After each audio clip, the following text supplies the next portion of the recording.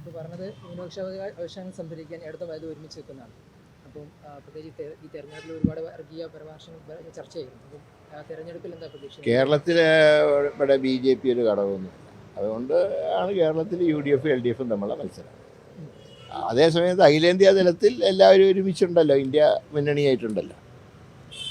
തെരഞ്ഞെടുപ്പിൽ ഇപ്പം ജോസ് കെ മാണി ഇപ്പം മുന്നണി മാറ്റം ഇല്ല എന്നാണ് പറയുന്നത്. നമ്മൾ ആ ഒരു പ്രതീക്ഷ അല്ല, അതിന് പ്രത്യേകിച്ച് അവരെ എന്താ ഒരു ചർച്ചയും ഞങ്ങൾ നടത്തിയിട്ടില്ല. ഞങ്ങൾക്ക് അവർ തൊട്ടുകൂടാത്തവരൊന്നുമല്ല. പക്ഷേ വേറൊരു മുന്നണിയുള്ളവരെ പരസ്യമായിട്ട് ക്ഷണിക്കുന്നത് ശരിയായിട്ടുള്ള നടപടിയല്ല. അതാണ് ഞങ്ങൾ തുടക്കം മുതൽക്ക് സ്വീകരിച്ച്. ഞങ്ങൾ ആരെയും പുറകെ പോയിട്ടില്ല, എന്നാൽ വാതിൽ കൊട്ടി അടച്ചിട്ടുമില്ല. ആ നയത്തിലൊരു മാറ്റമില്ല. ജോസ് കെ മാണി വരുന്നതിനോട് യോജിപ്പ് തന്നെയാണ്. അല്ല, അത് അദ്ദേഹം തീരുമാനിക്കുകയാണ്. അദ്ദേഹം ഒരു മുന്നണിയിൽ നിൽക്കുകയാണ്. ആ നിലയ്ക്ക് അദ്ദേഹത്തിന് ഞങ്ങളുടെ കൂടെ വരണം എന്ന് പറയുന്നത് ശരിയായിട്ടുള്ള രീതിയല്ല. കോൺഗ്രസിൽ അങ്ങനെ ഒരു ആലോചനയുണ്ട്. ഇല്ല, ഞങ്ങൾ ചർച്ചയും നടത്തിയിട്ടില്ല. അപ്പോൾ അദ്ദേഹത്തിൻ്റെ ഐഡൻറ്റിറ്റിനെ ചോദ്യം ചെയ്യലാണ്. അപ്പോൾ അദ്ദേഹത്തിനെ ഞങ്ങൾ ക്ഷണിച്ചാൽ അത് അദ്ദേഹത്തിൻ്റെ ഐഡൻറ്റിറ്റിനെയാണ് ചോദ്യം ചെയ്യുന്നത്. അത് ശരിയല്ല. പാർട്ടി പുലർത്തി വരാൻ താല്പര്യമില്ലാത്തതുകൊണ്ടാണ് നിലവിൽ അല്ല, അതൊക്കെ അവരുടെ കാര്യമാണ്. ഇങ്ങനത്തെ ഒരു ചർച്ച നടന്നിട്ടില്ല. ഇതൊക്കെ നിങ്ങൾ മാധ്യമങ്ങളിപ്പോൾ 3 മുന്നണിയുടെയും സ്ഥാനാർത്ഥികളെ നിശ്ചയിക്കുന്ന പോലെ ഒരു നിശ്ചയമാണത്.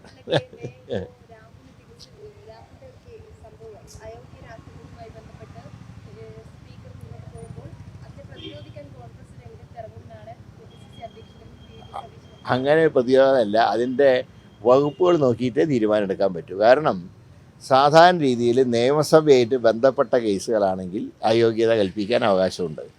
ഇപ്പോൾ ഞാൻ ഇതിൻ്റെ ചെയർമാനായിരുന്ന പ്രിവിലേജ് കമ്മിറ്റിയുടെ അന്ന് ഞാനുള്ളപ്പോഴാണ് PC ജോർജിനെ ശാസിച്ചത്. അത് നിയമസഭയായിട്ട് ബന്ധപ്പെട്ട വിഷയമായിരുന്നു.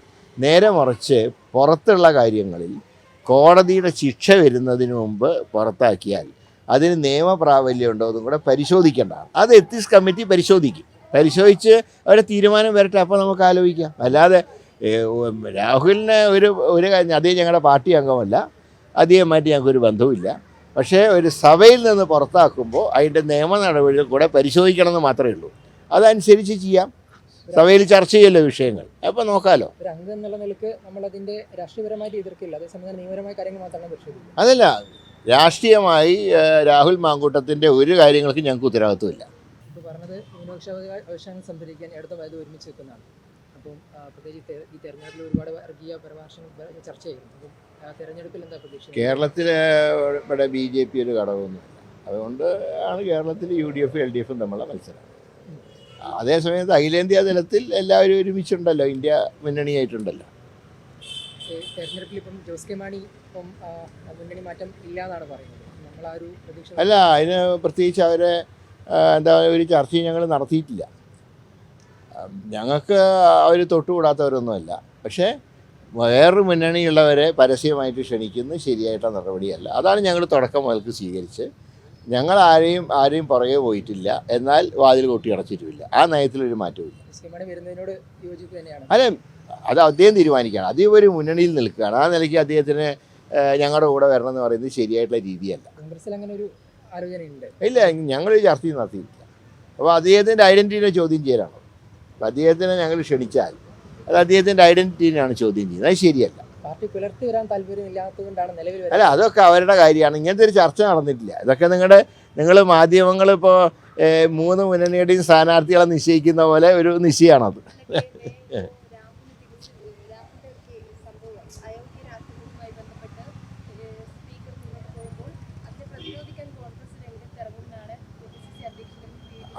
അങ്ങനെ പ്രതിരോധമല്ല, അതിൻ്റെ വകുപ്പുകൾ നോക്കിയിട്ടേ തീരുമാനമെടുക്കാൻ പറ്റൂ. കാരണം സാധാരണ രീതിയിൽ നിയമസഭയായിട്ട് ബന്ധപ്പെട്ട കേസുകളാണെങ്കിൽ അയോഗ്യത കൽപ്പിക്കാൻ അവകാശമുണ്ട്.